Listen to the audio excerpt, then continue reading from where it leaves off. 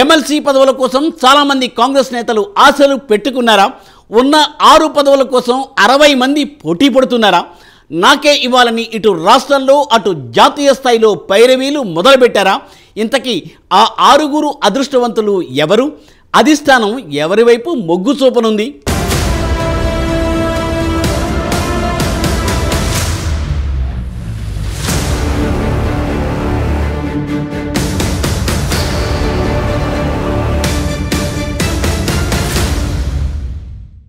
శాసన మండలిలో 6 ఎమ్మెల్సీ స్థానాలు ఖాళీ కానున్నాయి. వాటి కోసం కాంగ్రెస్ నేతల నుండి తీవ్ర పోటీ ఉండబోతోంది. అధికార పార్టీ కావడంతో ఎమ్మెల్సీ స్థానాన్ని దక్కించుకోవాలని పలువురు మాజీ మంత్రులు పోటీ చేసి ఓడిపోయి హస్తం నేతలు పైరవీలు మొదలుపెట్టారు. ఇటీవల ఢిల్లీ వెళ్లి హైకమాండ్తో చర్చలు జరిపిన సీఎం రేవంత్ ఎమ్మెల్సీల అంశాన్ని కూడా చర్చించినట్టు సమాచారం. పార్టీ కోసం కష్టపడ్డ వారికి, పార్టీకి విధేయులుగా ఉన్నవారికి అవకాశం ఇవ్వాలని భావిస్తోంది.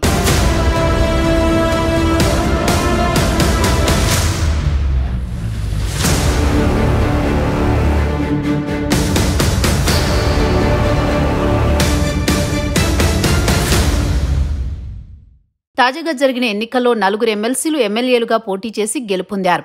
మహబూబ్ నగర్ స్థానిక సంస్థల ఎమ్మెల్సీ కసిరెడ్డి నారాయణ రెడ్డి కల్వకుర్తి నుంచి పోటీ చేసి ఎమ్మెల్యేగా గెలిచారు. ఎమ్మెల్యే కోట ఎమ్మెల్సీ పాడి కౌశిక్ రెడ్డి హుజురాబాద్ ఎమ్మెల్యేగా గెలుపొందారు. ఇక స్టేషన్ ఘన్పూర్ నుండి కడియం శ్రీహరి, జనగామ నుండి పల్లా రాజేశ్వరరెడ్డి ఎమ్మెల్యేలుగా గెలుపొందారు. ఇక దీనికి తోడు గవర్నర్ కోటాలో 2 ఎమ్మెల్సీ స్థానాలు ఖాళీగానే ఉన్నాయి.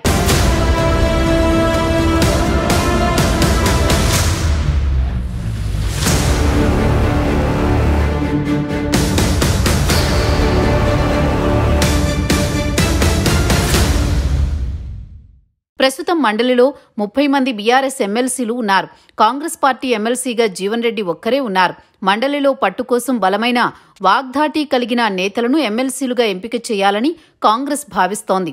ఇదే అంశాన్ని ఇటీవల ఖర్గే, కేసీ వేణుగోపాల్ ముందు చెప్పిన రేవంత్ 6 ఎమ్మెల్సీ స్థానాల కోసం ఒక లిస్టు కూడా సిద్ధం చేసినట్టు తెలుస్తోంది.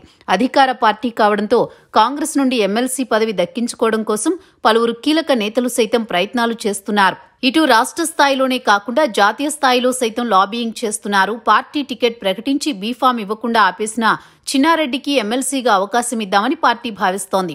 ఇక చివరి వరకు టికెట్ వస్తుందని ఆశించి భంగపడ్డ అద్దంకి దయాకర్ పార్టీకి విధేయుడిగా ఉండడంతో ఆయన పేరు కూడా పరిశీలనలో ఉంది.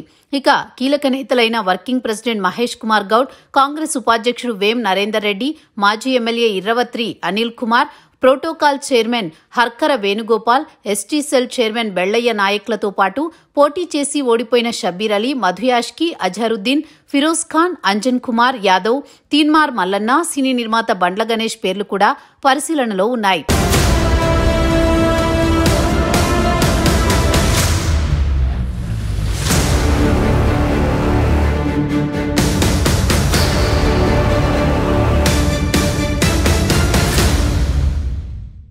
ఇటీవలి ఎన్నికల్లో తెలంగాణ జనసమితి కాంగ్రెస్ పార్టీకి భేషరతుగా మద్దతు తెలిపింది. దీంతో జనసమితికి ఒక ఎమ్మెల్సీ ఇవ్వాలని కాంగ్రెస్ భావిస్తోంది. ఇక పొత్తులో భాగంగా ఉన్న సిపిఐకి కూడా ఒక ఎమ్మెల్సీ ఇస్తామని కాంగ్రెస్ హామీ ఇచ్చింది.